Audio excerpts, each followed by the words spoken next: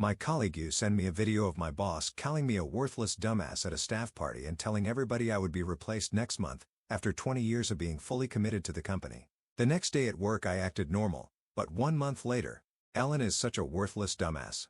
Next month, we're getting rid of her. Mark my words. She has no clue it's coming. The voice in the video was unmistakable. Daniel Carter, my boss of 20 years. I stared at my phone screen, my fingers cold against the edges. The video, barely 30 seconds long, showed Daniel at the company's annual staff party, a whiskey glass in hand, standing in the middle of a laughing crowd. My co-workers, people I had worked alongside for decades, some of them chuckled, some shifted uncomfortably, but no one defended me. The video had been sent to me late last night by Liam, a junior analyst I had mentored since his first day. The message attached was short. I thought you should see this before Monday. A sharp, acidic feeling burned in my throat. After 20 years of unwavering commitment to Carter and Phillips Consulting, I was nothing more than a joke to them. I replayed the video, listening to Daniel's words over and over. She's so damn naive, thinks she's irreplaceable. Watch this. Next month, we'll have a fresh face in her seat, and she won't even see it coming. I had given this company everything. Long nights, missed birthdays, weekends spent polishing reports to make Daniel look good in front of clients. I had covered for his mistakes, smoothed over his public blunders, even defended him when others whispered about his incompetence. And in return, a betrayal so deep it left me breathless. I didn't sleep that night. Instead, I lay awake staring at the ceiling, my mind racing between rage, humiliation, and something else, something colder, determination. At exactly 7:55 a.m., I walked into the office, same as always. My heartbeat was steady, my face composed. If Daniel thought I was naive, if he truly believed I would blindly walk into my own execution, he was about to learn exactly how wrong he was. The office buzzed with its usual Monday morning energy. Phones ringing, keyboards clicking, the smell of burnt coffee filling the air. Daniel's office door was wide open. He was leaned back in his chair laughing with Mark, the CFO. I paused in the doorway. Act normal. Morning, Daniel, I said with a polite smile. His eyes flicked to me, a hint of something in them. Hesitation? Guilt? No, arrogance. He grinned as if nothing had happened. Ellen, good weekend? I nodded. Great weekend. Feeling refreshed for another productive month. He smirked. That's what I like to hear. I bet it is. I turned and walked to my desk. And so the game began. Playing the long game for the next 4 weeks, I played the role of the perfect employee. I smiled in meetings. I offered solutions. I took on extra work. I stayed late, just like always. But beneath that, I was quietly collecting everything I needed. Emails, contracts, financial reports, things most people wouldn't think twice about. I thought twice about everything. And more importantly, I made sure someone else did too. I reached out to old clients, the ones who had stayed loyal to me, not Daniel. I dropped subtle hints about considering new opportunities and was met with immediate interest. I reached out to a corporate attorney, laying out the groundwork for something that would hit Daniel where it hurt the most, his wallet and his reputation. And most importantly, I reached out to a competitor, a firm that had been circling Carter and Phillips for months, looking for a way to poach their best talent. I wasn't just leaving, I was taking everything he took for granted with me. The morning of my final day, I arrived early. Daniel hadn't told me yet.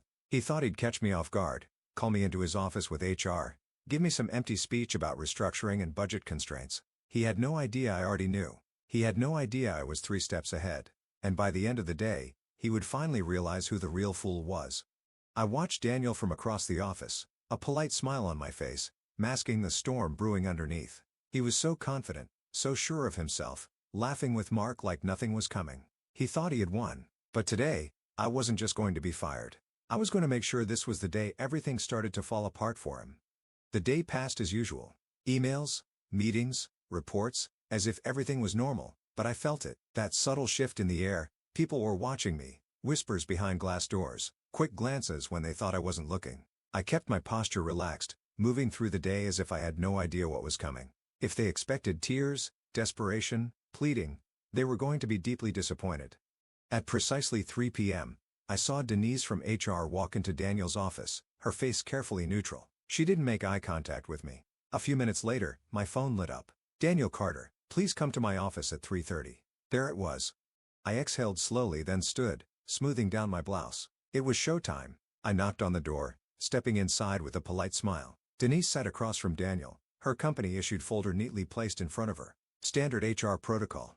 I had seen this play out before, just never as the one on the receiving end.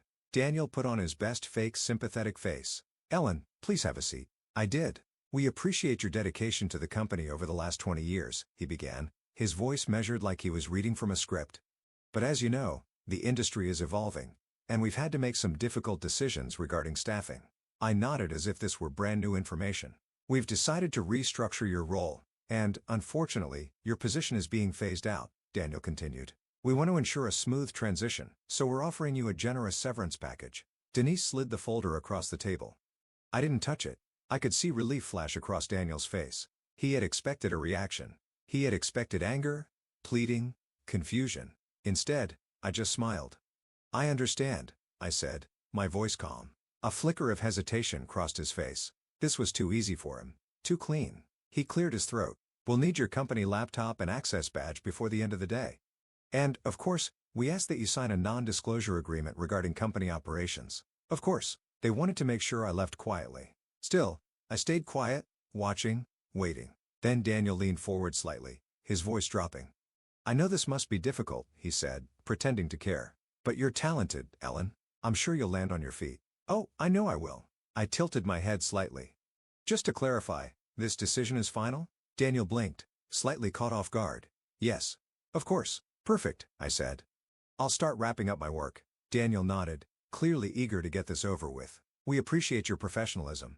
I stood, picking up the folder and flashing them both a pleasant smile. And as I walked out of the office, I felt the weight of 20 years lift off my shoulders because now I was free to burn everything to the ground.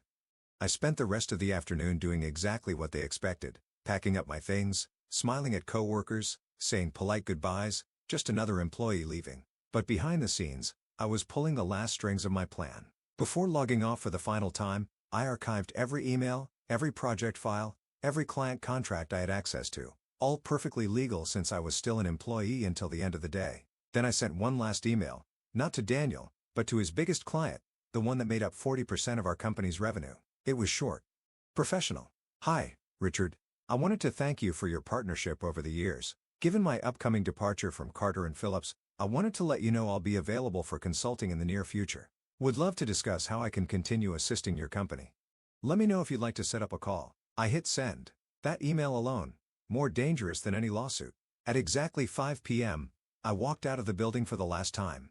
I didn't look back because Daniel had no idea what was coming next. The morning after my departure, I woke up to the sound of my phone buzzing. I checked the screen. Unknown number. I already knew who it was. Letting the call ring out, I leaned back against my pillows, a slow smile forming. Daniel was about to realize exactly how bad his mistake had been. I had expected at least a few days before the fallout started, but it seemed Daniel's arrogance had accelerated the process. By 10 a.m., I had 3 missed calls from Carter & Phillips, and by noon, a text from Liam. Liam, Ellen, whatever you did, the office is in full meltdown mode. Richard Miller just pulled out of his contract. Daniel is losing it. I laughed out loud. Richard Miller, the CEO of our biggest client, the one I had sent that polite little email to on my last day, had clearly seen the writing on the wall. No, Ellen. No stability. No reason to stay. Daniel had taken me for granted for 20 years. He thought I was replaceable, but the truth was I had been the glue holding everything together. And now that glue was gone.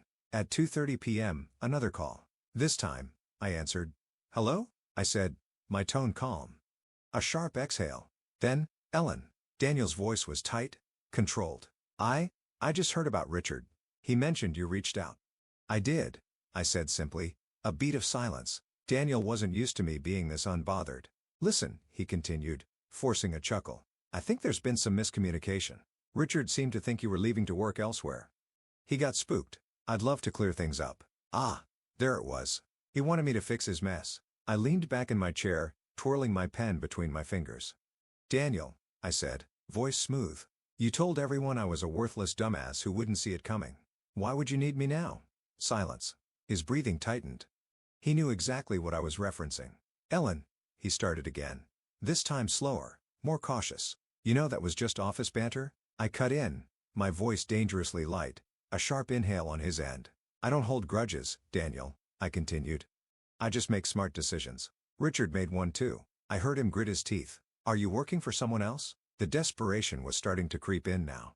He was trying to figure out what my next move was. I smiled. I don't see how that's relevant to you. A long silence. Then, "This isn't a smart play, Ellen," he warned. "We have a lot of mutual contacts in this industry." The threat. He was trying to intimidate me. He still thought he had the upper hand. And that was his biggest mistake. After hanging up, I didn't waste a second. I pulled out my notes and checked my list. Because Daniel was just the first step. Over the past 4 weeks, I had been in quiet discussions with his biggest competitors, the firms he secretly feared, the ones he laughed off in meetings but constantly tried to undercut in pricing. And one in particular had been very interested in what I had to offer. At 4 p.m., I walked into a sleek office downtown, greeted by a receptionist who already knew my name. 5 minutes later, I sat across from Nathan Pierce, CEO of Sterling & Company. "I'll be honest," Nathan said, leaning forward, eyes sharp. "The moment I heard you were leaving Carter & Phillips, I had my team watching. And after today's news, I think we both know Daniel's ship is sinking." I gave him a knowing smile. "And you want to take advantage of that?" He smirked. "I want to make sure we both win."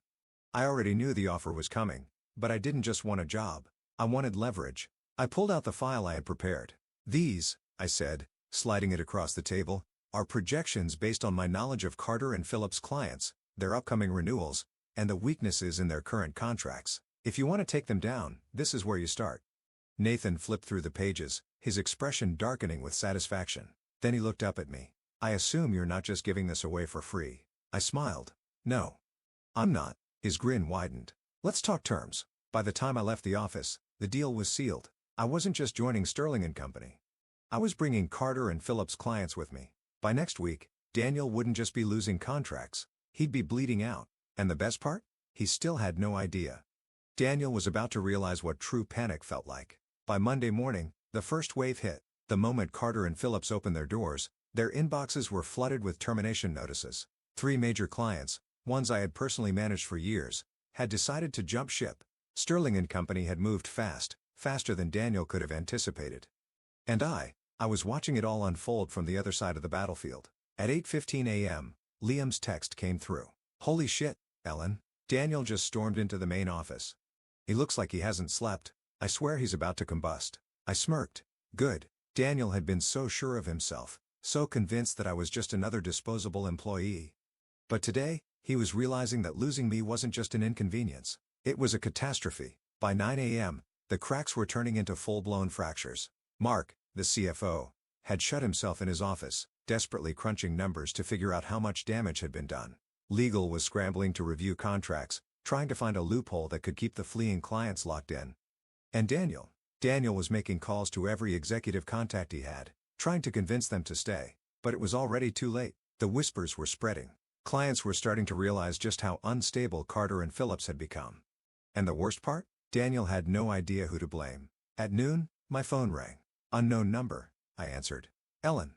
Daniel's voice came through, strained and on edge. I leaned back in my chair. "Daniel, to what do I owe the pleasure?" He exhaled sharply. "I don't know what the hell you've been telling people, but we have a serious problem." I arched an eyebrow even though he couldn't see me. "Oh, what kind of problem?" "You know damn well what kind," he snapped. "Miller's gone. And now 3 other major accounts have pulled out. That's millions in revenue disappearing overnight. I need you to be straight with me." "Did you?" He stopped himself. He didn't want to say it. "Did I orchestrate this?" I let the silence drag just long enough for him to sweat. Then I said calmly and carefully, "I don't work for Carter & Phillips anymore, Daniel. What happens to your company isn't my concern." A beat of silence. Then, "You're working for Sterling, aren't you?" His voice had turned sharp. I smiled. "I don't see how that's relevant to you." Daniel cursed under his breath. "You're making a mistake, Ellen. This industry is small. You don't want to burn bridges." I let out a small laugh. "Daniel, you burned that bridge the moment you stood at that party and called me a worthless dumbass in front of the entire company." Silence. And then for the first time, I heard it in his voice. Fear. He knew this wasn't bad luck. This was me. I could almost picture him sitting at his desk, his power slipping through his fingers, realization settling in that he had severely underestimated me. And that was just the beginning. By 3 p.m., another update from Liam. Emergency board meeting just got called. The investors are freaking out. There's talk of replacing Daniel. I felt pure satisfaction roll through me because that had been part of my plan all along. Daniel had always managed to cover up his incompetence, hiding behind my work, my dedication. But now the ugly truth was out in the open. And in the corporate world? Nothing kills a CEO faster than uncertainty and lost revenue. The next morning, I made one final move. I walked into Carter and Phillips, not as an employee, but as a warning. The office was eerily quiet. The usual energy was gone, replaced with tension thick enough to cut with a knife. People looked at me as I walked through the hall, whispering behind their screens. They knew. They all knew. And then I reached Daniel's office. I knocked. "Come in," came the gruff response. I stepped inside. Daniel sat at his desk, his tie loosened, dark circles under his eyes. His usual arrogance, gone. I closed the door behind me and took a seat across from him, mirroring the position we had been in just a week ago when he fired me. "How's it going, Daniel?" I asked lightly. His jaw clenched. "Cut the crap, Ellen. What do you want?" I tilted my head. "Me? I just wanted to see how you were doing." He let out a bitter laugh. "Oh, you know how I'm doing." I smiled. I did. He took a deep breath. "Look. If there's a way to fix this, to make this right, what would it take?" There it was. The desperation. The surrender. I leaned forward slightly, keeping my voice soft but firm. "There's no fixing this, Daniel." His expression hardened. "You think you've won?" I stood, smoothing down my blazer. "I don't think I've won. I know I have." And then before walking out of his office for the last time, I turned back and said the final words he never expected to hear. "Enjoy unemployment, Daniel." And with that, I walked away, leaving him in the ruins of the empire he once thought was untouchable. Daniel thought he could contain the damage. He thought a few phone calls, a little damage control, maybe even a few empty promises would be enough to stop the bleeding. But by the end of the week, Carter and Phillips wasn't just bleeding. It was hemorrhaging. And now the world was watching it happen in real time. On Friday morning, the headlines hit. Major client exodus at Carter and Phillips, CEO under fire, Sterling & Co. acquires key clients in strategic move. Is this the end for C&P? Executive shakeup imminent. Investors lose faith in Daniel Carter's leadership. Every business journal, corporate blog, and financial analyst was covering it. And I was sitting in my brand new office at Sterling & Company, sipping my coffee, watching the empire that Daniel built on arrogance and my hard work crumble into dust. At 10 a.m., my phone buzzed. "Liam, you are not going to believe this. Emergency investor meeting. Rumor is they're forcing Daniel out." I leaned back in my chair, smiling to myself. Right on schedule. At 1 p.m., the board called an emergency meeting. Every senior executive, every major investor, and, of course, Daniel. For the past week, he had been spiraling, trying and failing to put out the fires, but now the board was done listening to excuses. "Gentlemen," Daniel started, forcing his usual smirk. "I know things look unstable right now, but I have a plan." "Daniel," one of the senior board members interrupted. "We've already spoken with the top investors. This isn't up for debate." The smirk vanished. "We're losing clients. Our stock has dropped 23%, and Sterling & Company has completely outmaneuvered us. Do you even realize the damage that's been done?" Daniel's face darkened. "You think this is my fault?" A sharp laugh from the other end of the table. "You fired the person who was holding this company together," another board member said pointedly. "And now she's using everything she built here to destroy you." Daniel's hands tightened into fists. He knew. He knew exactly who had done this to him. And worse, there wasn't a damn thing he could do about it. At 3 p.m., an internal email went out. Effective immediately, Daniel Carter has stepped down as CEO of Carter & Phillips Consulting. An interim leadership team will be announced in the coming weeks. I read it twice just to let the moment sink in. Daniel Carter, outside fired, publicly humiliated. Everything he had spent years building, gone. And yet, it still wasn't enough. At 5:30 p.m., I received an email from Daniel Carter. Subject: "Let's talk." Oh, this was going to be good. I opened it. "Ellen, I think we both know things have gotten out of control. I won't pretend we've always seen eye to eye, but we worked together for a long time. I know you're behind this, and I think it's time we put this behind us. Let's meet." Desperate, predictable, pathetic. I clicked reply, and I typed, "Daniel, there's nothing to discuss. I already told you this isn't fixable. Enjoy your weekend." Then I hit send. And just like that, I closed the last chapter of Daniel Carter's career, but my story was only just beginning. The storm had passed. Daniel Carter was finished. His empire had crumbled. His reputation was in ruins. And Carter and Phillips, a sinking ship, flailing to survive. But me? I was just getting started.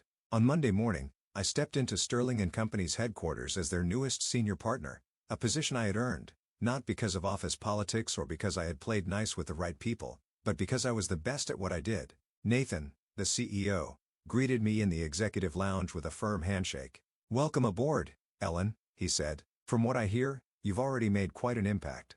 I smiled. "I like to be efficient." He chuckled. "Well, You're exactly what we need. The clients you brought in, they trust you. And more importantly, they're ready to grow.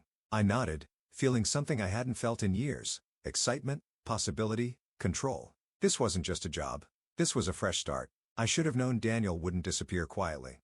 Because later that afternoon, my assistant knocked on my office door. "Ellen," she said, hesitating. "You have a visitor." I raised an eyebrow. "Who?" She looked uncomfortable. "Daniel Carter." I stared at her for a second, then let out a slow breath. "Send him in." A few moments later, Daniel walked in. Or rather, what was left of him. His expensive suits, his cocky smirk, his air of untouchability, gone. His eyes were tired, his face was drawn, and for the first time in his life, he looked small. I leaned back in my chair, studying him. He didn't sit. He didn't speak. Not right away. Finally, he let out a humorless chuckle. "You really did it." I tilted my head. "Did what?" His jaw clenched. "You destroyed me." I didn't correct him because he wasn't wrong. Instead, I simply said, "You destroyed yourself, Daniel." He exhaled sharply. "I underestimated you." I nodded. "Yes, you did." A long silence stretched between us. Then he said the last thing I ever expected. "I need a job." I almost laughed. Almost. Instead, I just stared at him. Daniel Carter, the man who had mocked me, humiliated me, called me a worthless dumbass to an entire room of people. And now, he was standing in front of me begging. It was poetic. Perfect. I could have crushed him in that moment. I could have humiliated him, dragged him through the mud, made him feel just a fraction of what I had felt. But instead, I just stood, walked over to him, and met his defeated gaze. "No, Daniel," I said, my voice calm. "You don't need a job. You need a lesson." His eyes darkened, but he said nothing. I smiled. Cold? Knowing. "Good luck, Daniel." Then I turned, walked back to my desk. And just like that, I dismissed him for good. That night, I sat in my new office staring out at the city skyline. Everything felt different now. For the first time in 20 years, I wasn't just someone else's employee. I was the one in control. I thought back to that humiliating night, the video, the laughter, the betrayal. And now,